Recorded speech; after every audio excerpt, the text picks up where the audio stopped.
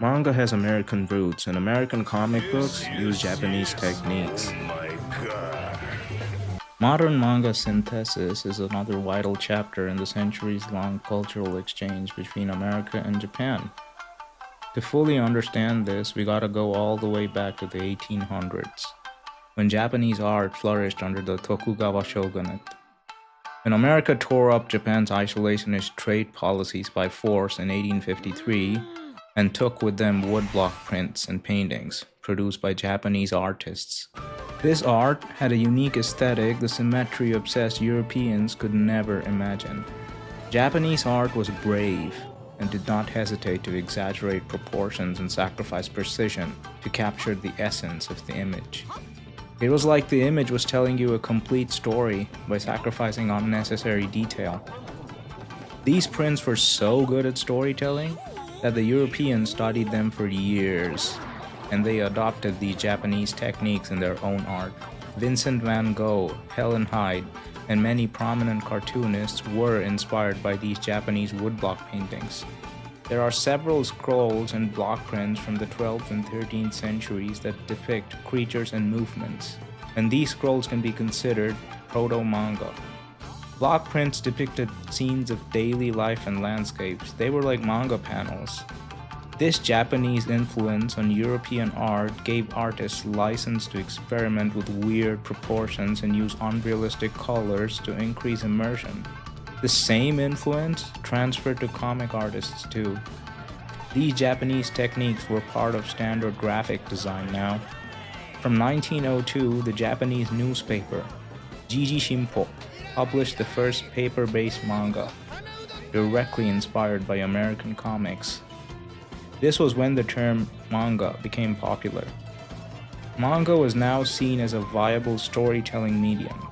Fast forward a bit to the end of World War II, and Japan is defeated, and their economy is hollowed out. America offered financial assistance and wrote their constitution. And this American occupation meant that Japan was very receptive to American culture. The voice acting industry boomed because of the constant demand to dub American movies and TV shows to Japanese.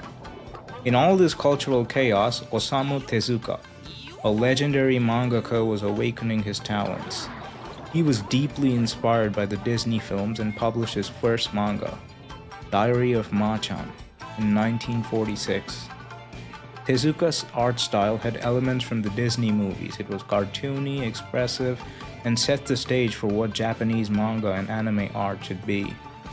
His early works were aimed mostly at children, though. They admired Tezuka's cinematic techniques but wanted to move beyond his Disney-esque art style, and they were drawn to darker, more realistic stories. In 1957, Yoshihiro Tatsumi coined the term gekiga, which means dramatic pictures. They were defined by sharp angles, gritty lines, and mature themes like violence, social strife, and psychological realism.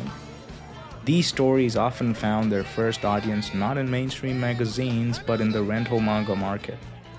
And in the 1970s, there was a wave of female mangaka who highlighted the importance of character development in shoujo manga. This idea of in-depth characters focusing on details were adopted by every genre of manga. The modern manga art style is a fusion between early manga, which was directed at kids, gekiga, which aimed for realism, and shoujo manga with expressive art and detailed character design. Manga had proven itself a valid medium and needed an engine to propel it to every corner of Japan.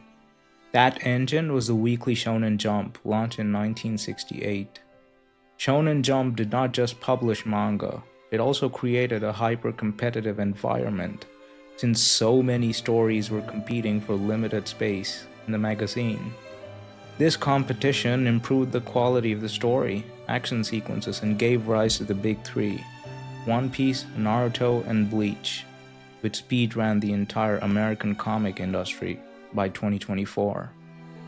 Today, manga is a multi-billion-dollar industry with millions of concurrent readers. But the pay is still shit though. To keep manga alive, it is vital that we support artists directly, by either purchasing their work or donating to them. or buying their manga at conventions. I'm also working on researching how America helped create anime, so please subscribe. Until next time.